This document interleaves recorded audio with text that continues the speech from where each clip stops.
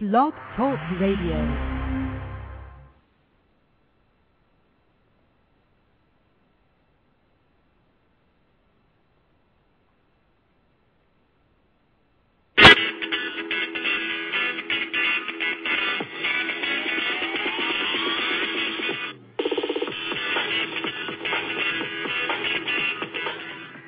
Blogging Mothers Magazine on Blog Talk Radio.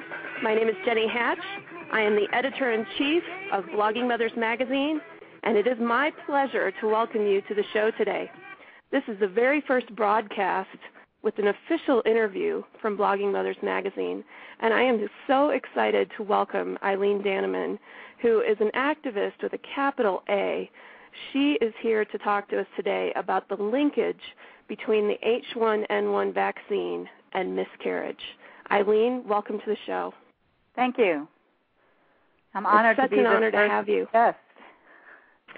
Well, I can't think of anyone I'd rather have. When I read your bio, I just thought, wow, the things this woman has done, and the fact that you've taken on the task of documenting all of these many miscarriages, I just stand in awe.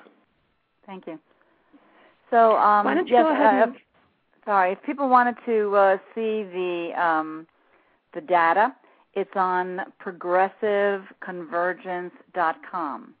Progressiveconvergence.com, and what we have there is we have about 70 anecdotal miscarriage cases of women who have contacted Organic Health and ourselves on the internet. We gathered them together, and so we have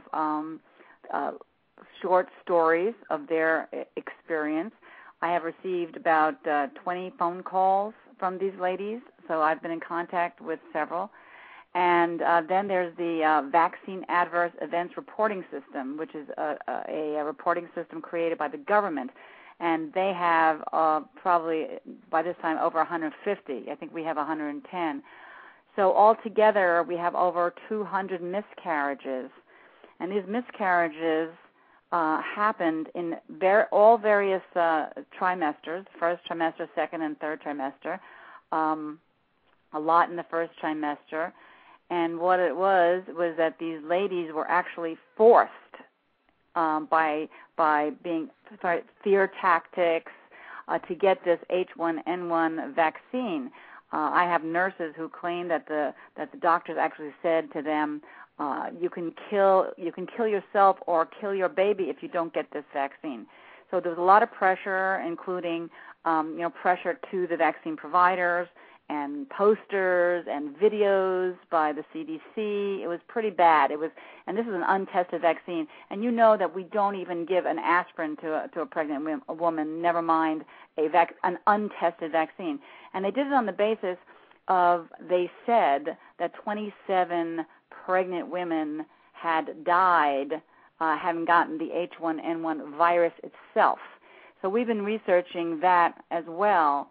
And it turns out that these quote-unquote 27 women, they didn't do any, for most of them, they didn't do a reliable test that showed that they had H1N1. It was just empirical and other things that are not actually credible. And so the CDC appears to be allowed to put out incredible information without substance. But yet, when we show them that these 200 and more women had miscarriages maybe 2 weeks later after the H1N1, but the sonogram shows that the miscarriages happened an hour, a day, or two within a week surrounding the H1N1 vaccine. Some of these women were given, this is the pregnant women, some of these women were given 2 shots, one of the flu shot in one arm and the H1N1 in the other arm. They were not told that it had contained thimerosal. So many of these women, as you see on our website, have had 50 mcgs of thimerosal directly into their arm. And I've even heard that some of the pregnant women themselves died. So I haven't got any reports of pregnant women themselves died because I haven't looked at that. But pregnant women, the what I hear is that pregnant women died who got the virus, so that's maybe where you're confusing. When we did the VAERS data bank, we used signal words such as fetal death, fetal demise, miscarriages.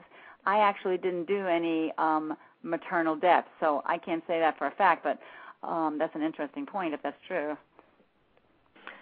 Well, it's just it's a story that's largely been suppressed. When Organic Health Advisors started publishing some of these stories, it really started revving around the web. I saw it on several different sites, and almost within a week you had several professionals on the news saying H1N1 vaccine does not cause miscarriage. So they were responding to the activists who were getting the word out.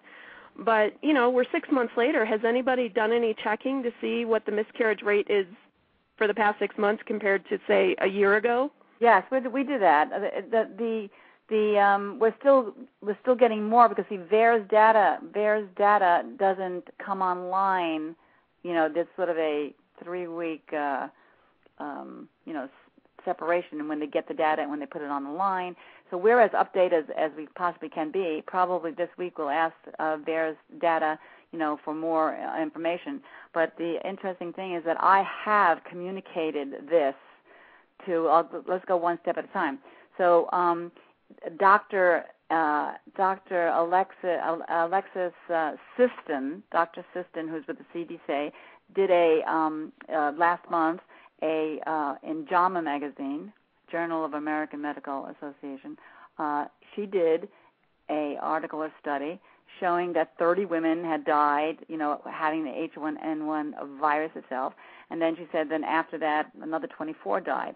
So meanwhile, our science consultants looked at that, and I have actually communicated to her, and she communicated back that basically those deaths were not not corroborated to be H1N1, and there were comorbidity factors. Like some of these women had diabetes, some of them had asthma, that kind of thing. And it's the H1N1. Not only was it not corroborated, but they had complications due to their other situations.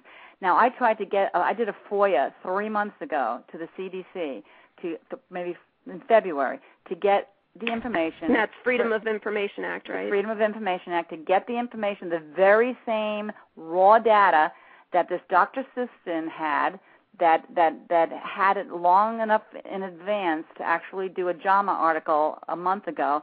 I have not received that raw data. I emailed her and I asked her for the raw data.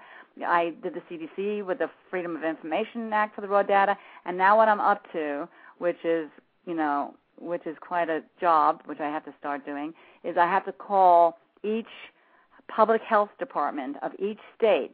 They provided the raw data to the CDC. So I have the Freedom of Information Act each state and ask them to send me the raw data on, were these women, did they have comorbidity, were they substantiated as H1N1? I have to get all that information because I am absolutely sure that, and so is our science editors when they see Dr. Siston's emails, that